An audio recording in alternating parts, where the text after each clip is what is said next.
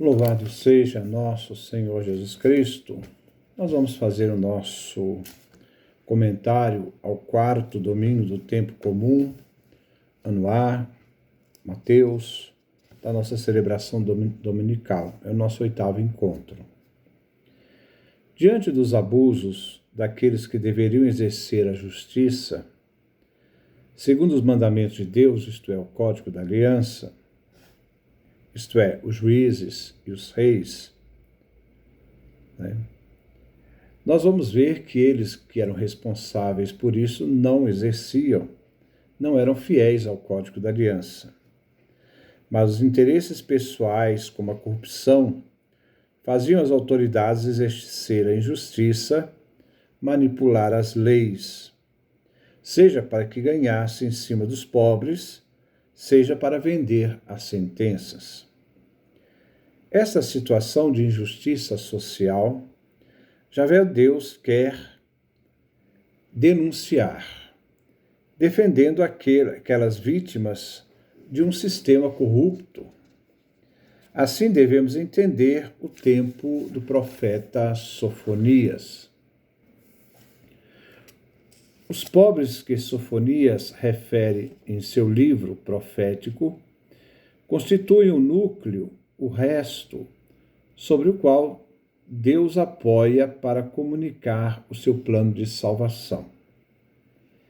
É aqui que vem a tradição dos pobres de Javé, os Anauim. No Evangelho deparamos com as bem-aventuranças de Jesus, caminho de todos os que procuram a Deus. O grande bem-aventurado e modelo para nós cristãos é Jesus. Viver as bem-aventuranças é entrar e participar com Jesus já no reino dos céus. O Evangelho, como afirma São Paulo, nada tem de sabedoria humana, pois todos somos pobres e necessitados diante de Deus. Na cruz, Jesus revelou para nós a sabedoria infinita e eterna do Pai. A antífona de entrada é tirada do Salmo 105, 106, 105, versão grego-latina, 106, versão hebraica, no versículo 47. E que fala da bondade de Deus e da ingratidão de Israel. É um salmo do período do pós-exílio da Babilônia. A comunidade reunida em Eucaristia suplica ao Pai Eterno para que a Igreja celebrante possa estar reunida de todos os lugares dispersos, e assim celebrar o nome do Deus Altíssimo e se gloriar no nome do Senhor. Em Cristo Jesus, pela palavra Eucaristia, celebramos este grande louvor. Salvai-nos, Senhor nosso Deus, reuni vossos filhos dispersos pelo mundo, para que celebremos o vosso santo nome e nos gloriemos em vosso louvor. A primeira leitura é tirada do profeta Sofonias. Estamos lá no capítulo 2, versículo 3, depois capítulo 3, versículo 12 a 13.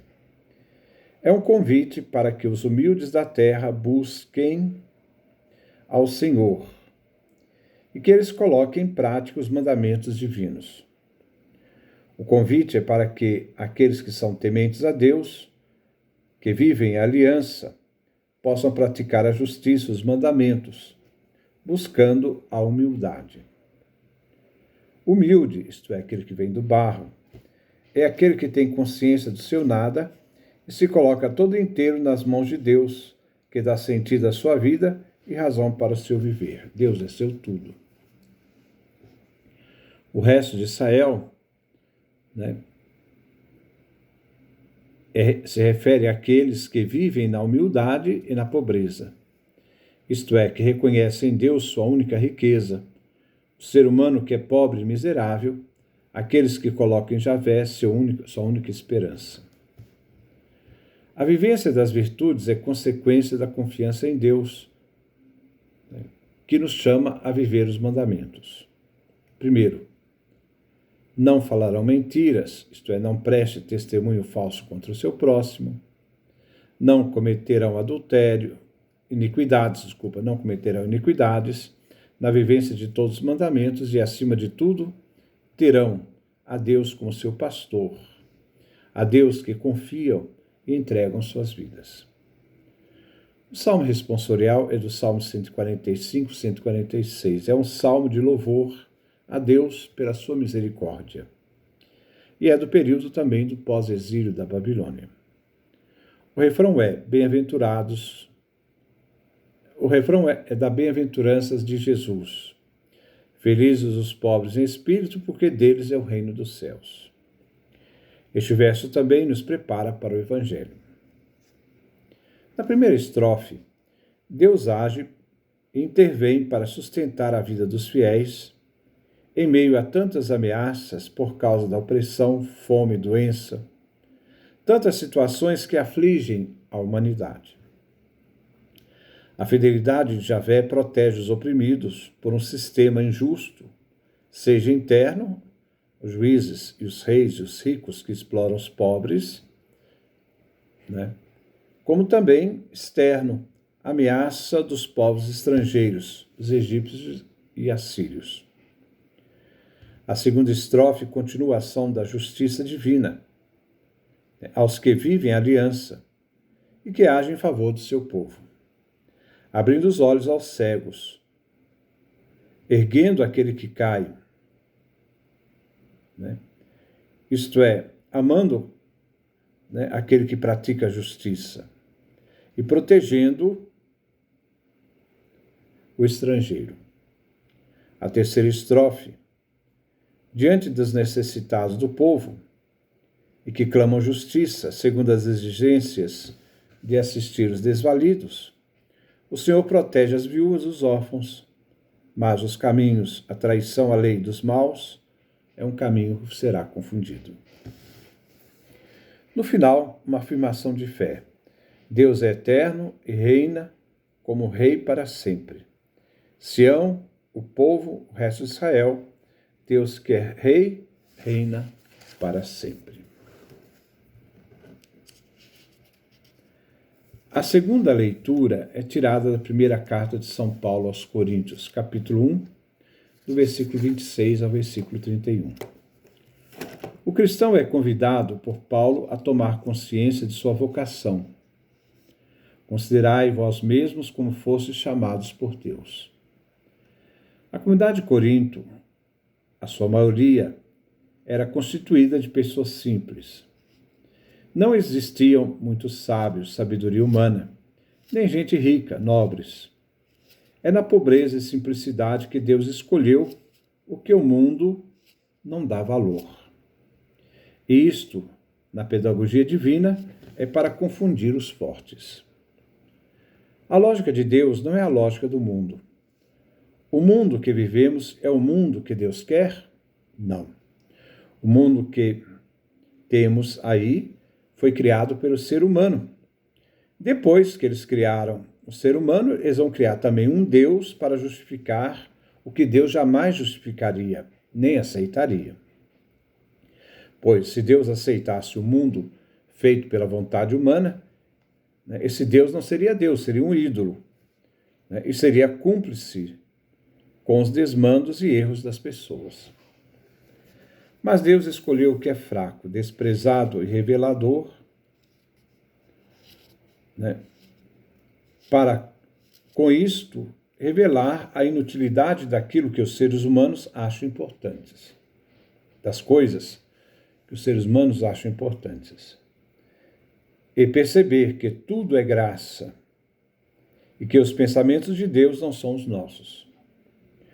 Pois graças ao Pai que estamos unidos em Cristo Jesus, Ele é a nossa sabedoria, justiça, santificação, libertação. Isto é, Ele assumiu a loucura da cruz, escândalo do crucificado, para que possamos nos gloriar no Senhor Jesus e só nele achar motivo de glória em nossa vida. O Evangelho foi tirado de Mateus, capítulo 5, do versículo 1 a 12. Jesus inicia sua pregação revelando o projeto daqueles que vivem o reino dos céus. Jesus é o grande bem-aventurado. modelo para todo cristão, que ao seguir Jesus assume a causa do reino dos céus. Diz que Jesus subiu ao monte. Na tradição bíblica do Antigo Testamento, o monte é o lugar da manifestação de Deus. É no Monte Sinai que Moisés conversou com Deus e recebeu os mandamentos da lei. É no Monte Horebe que o profeta Elias encontrou com Deus numa brisa suave. É no monte que Jesus inicia sua pregação sobre as disposições para viver a boa nova do reino. Jesus sentou-se. É a atitude do mestre que senta para ensinar. Com Moisés, a carta de Moisés, Jesus é mestre, senta, ensina ao povo. Os discípulos se aproximam. Diante de Jesus, que se volta às multidões, ele dirige suas palavras aos discípulos. Sabemos que até o momento eram 4 primeiros discípulos, Pedro, André, Tiago e João. Mas outros seguidores não nomeados. A primeira bem-aventurança: bem-aventurados os pobres em espírito, porque deles é o reino dos céus. E a última bem-aventurança: bem-aventurados que são perseguidos por causa da justiça, porque deles é o reino dos céus. Então, essas duas bem-aventuranças estão com o verbo no presente do indicativo, porque deles é o reino dos céus. Com certeza absoluta, sem engano, pertence a eles, e Deus é a garantia deles, do reino dos céus. Não é uma realidade futura, mas assegurada desde agora. As outras bem-aventuranças, os aflitos, os mansos, os que têm fome e sede de justiça, os que promovem a paz, os de puro coração, os misericordiosos, todos os verbos estão no futuro. São Lucas, no seu Evangelho, coloca, na sua bem-aventurança, capítulo 6, versículo 20 e 26, os que agora têm. O sentido pode ser diferente da situação vivida agora e a promessa futura para os que perseveram. A busca do reino dos céus traz ao ser humano desafios, onde a indignação ética diante de um mundo injusto e mau, o cristão deve procurar enfrentar os desafios. O cristão, pela fidelidade a Cristo Jesus, terá aflições, mas não será vencido. E diante dessa situação de perseguição, o cristão terá a consolação divina pela fidelidade. Se o mundo vos odeia, sabei que primeiro odiou a mim, como diz Jesus, no Evangelho de São João, capítulo 18, versículo 15, versículo 18. Os discípulos que, diante da missão de fidelidade a Deus, forem mansos como Jesus, têm consciência de que irão possuir a terra. Jesus é manso e humilde de coração. São Pedro nos diz: quando insultado, não revidava, ao sofrer, não ameaçava. Primeira carta de Pedro, capítulo 2, versículo 23. Também os discípulos, nos caminhos de Jesus, o Mestre, manifestarão no mundo a fome e a sede de justiça, diante de um mundo mau e injusto. Eles que não devem consentir com a injustiça serão por Deus saciados pela perseverança. Os discípulos que agirem e viverem na misericórdia, viverem como Deus, e Jesus, que agiu com misericórdia para conosco, então atenderão o pedido de Jesus: sede misericordiosos como vosso Pai é misericordioso. Lucas capítulo 6, versículo 36. Agindo assim, alcançarão misericórdia. Os discípulos que na vivência do discipulado de Jesus e na causa do Evangelho do Reino dos Céus for puro com Jesus, também será puro. Jesus, que não conheceu pecado, puro. Jesus, que não identificou com o pecado, segunda carta aos Coríntios, capítulo 5, versículo 21. Os discípulos que seguem o Mestre, que diante de um mundo de conflitos, um mundo que necessita de reconciliação, devem procurar promover a paz. Estes que trabalham pela paz serão filhos da paz, filhos de Deus. A conclusão é que seguir Jesus implica saber que eles passarão por momentos difíceis. E alguns serão mortos, mártires, para serem fiéis a Jesus. Mas mesmo diante dessa situação adversa de Jesus, alegrai-vos e exultai. Grande é a recompensa nos céus por aqueles que seguirem Jesus, o seu mestre. Mas todo sofrimento e desafio vivido pelo discípulo é por causa dele, não é por causa das nossas maus escolhas. A antífona de comunhão é tirada do Salmo 30, 31, versículo 17. 30, versão grego-latina, 31, versão hebraica. Mostrai serena a vossa face ao vosso servo e salvai-me pela vossa compaixão. A comunidade Fé em Oração, ao aproximar-se da Eucaristia, da presença real de Jesus, que se faz nosso alimento, suplica a Jesus, que revele na comunhão a face serena dele e que pela comunhão possamos participar da misericórdia divina da salvação. Então, esse é um pequeno comentário para nós entendermos as leituras desse domingo próximo. Que Deus nos dê a sua graça, a sua bênção, a sua face resplandeça sobre nós.